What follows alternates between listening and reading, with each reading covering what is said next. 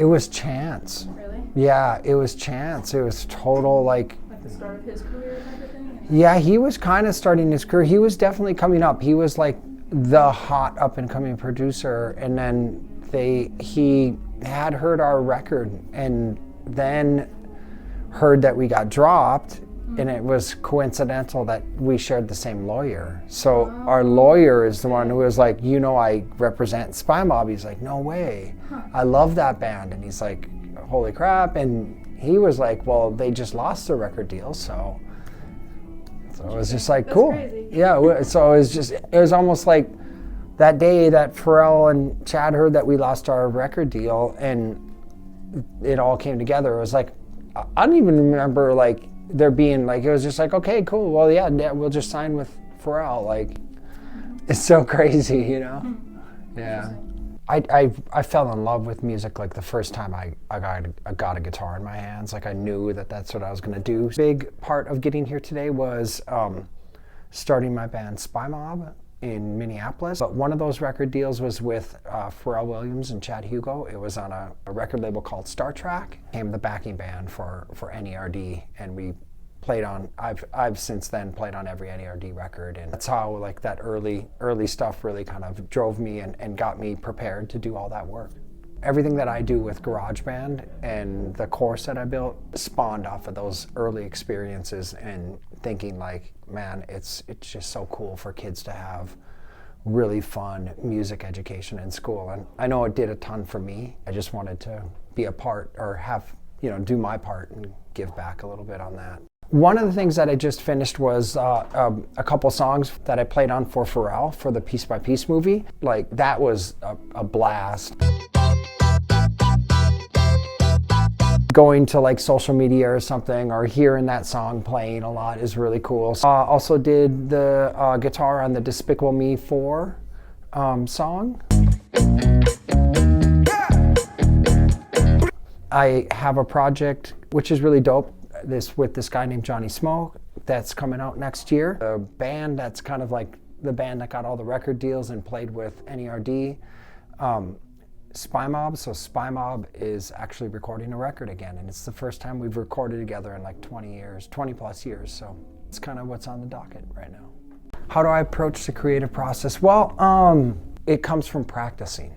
I gotta be honest, it totally comes from practicing. Like I will constantly like kind of come up with riffs and ideas and progressions just by sitting down and going like, oh, I want to work on this type of technique, and I'll just try some things. Inevitably, what ends up happening is like I come into some kind of cool little riff. I'll come into some little, oh, that's kind of neat. If I did that and then did this and repeated it, now it's a cool start to a song.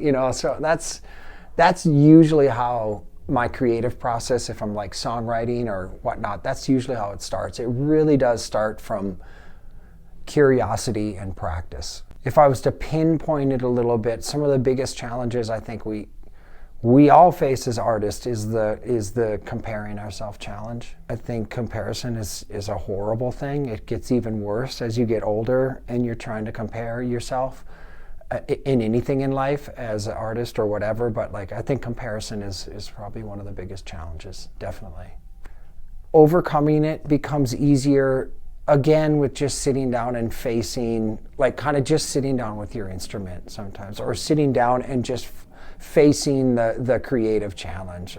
Because doing that, when you have to force yourself to sit down to face that creative challenge, you're going to inevitably pick something that's exciting, that's a little more exciting for yourself to check out, So that's going to inform you of who you are as an artist. So that's you just kind of always like, it's that first step that can help push past it, I think.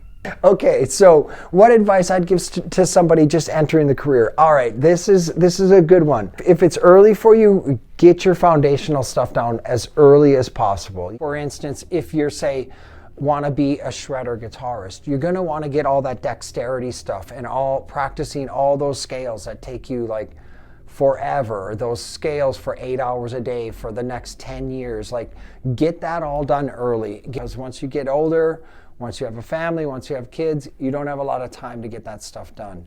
But if you can get the foundation out of the way, you also have just a great starting point for all of what you're going to do moving forward. It's the other interest. I kind of my chill time, my getaway time is the UFC. So I love watching the UFC. So Saturday nights when there's UFC fights, it's kind of my excuse to turn off and just sit around and watch a fight with some friends or something. So. If I could have any superpower, it would be to stop the movement of time or the illusion of the movement of time. That would be it. If the zombie apocalypse, is that right? Yeah. Happened tomorrow, what would I bring? I'd bring my 57 Tele. I have a 1957 Telecaster I bought when I was younger, so it was really affordable at that time. And I just love that guitar. That's like, so on the musician side, all my friends would tell you too, that's the one. It's the guitar I've used on the majority, especially the majority of my early sessions, all that early NERD stuff. It'd definitely be the 57. Oh, I think, okay, if my life was a movie, what would the title be? I think that, oh God, oh man. Man, where these questions are so crazy, man. Okay, it'd probably be, man, isn't that funky? I think that's it. That works. I think if my life was a movie, the title would be, damn, ain't that funky? I love it. You do write a lot of funky words. I think that would be, that would work. Damn, ain't that funky? Yeah, that's it.